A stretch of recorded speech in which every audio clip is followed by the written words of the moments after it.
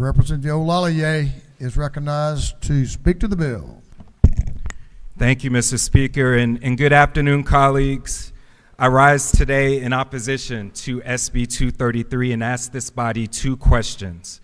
How much time have we actually spent listening to families and children attending schools in the bottom 25%? And will this bill do the most good for children attending those schools in Georgia? Well, I have listened. I run an education nonprofit that serves under-resourced high school students and have been in living rooms and sat at kitchen tables to listen to our parents, our guardians, and most importantly, our students. The children this bill attempts to serve are likely to live in poverty. These are children who lack stable housing. These are children who come to school with empty stomachs. These are children whose parents work multiple jobs and still feel like they're barely getting by. To my friends in the chamber who serve rural parts of Georgia, think about the families you work so hard to represent and how similar these barriers to access are for your district's children. The average K through 12 private school tuition in Georgia is roughly $12,000.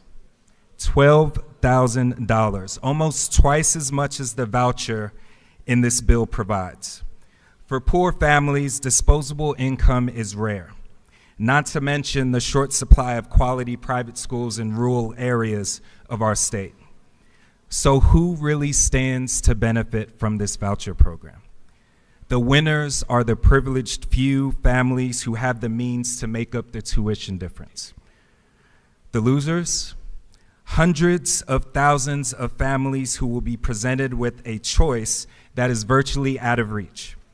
The biggest loser?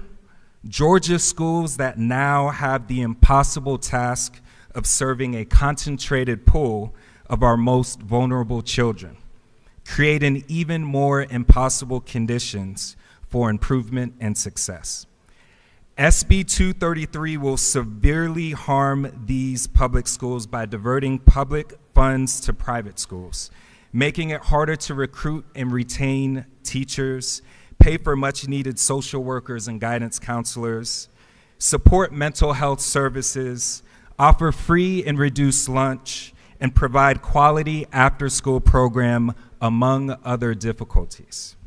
Is this really the best solution for our children?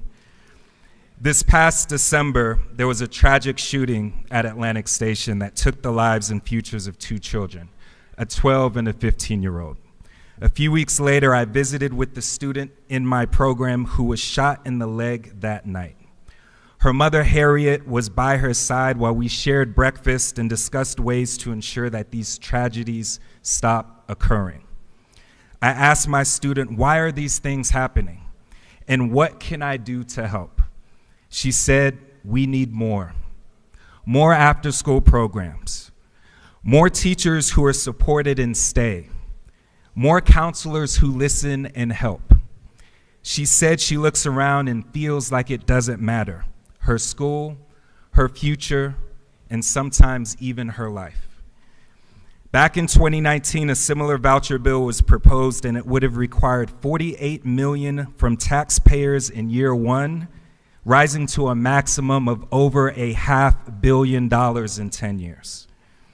We should not be diverting resources to support private interests that undermine Georgia's public schools, especially our schools most in need that need more, not less. Let's move beyond false hope and false choices in favor of better outcomes for our underserved children and families and vote no to SB 233. Thank you, Mr. Speaker. I yield the will.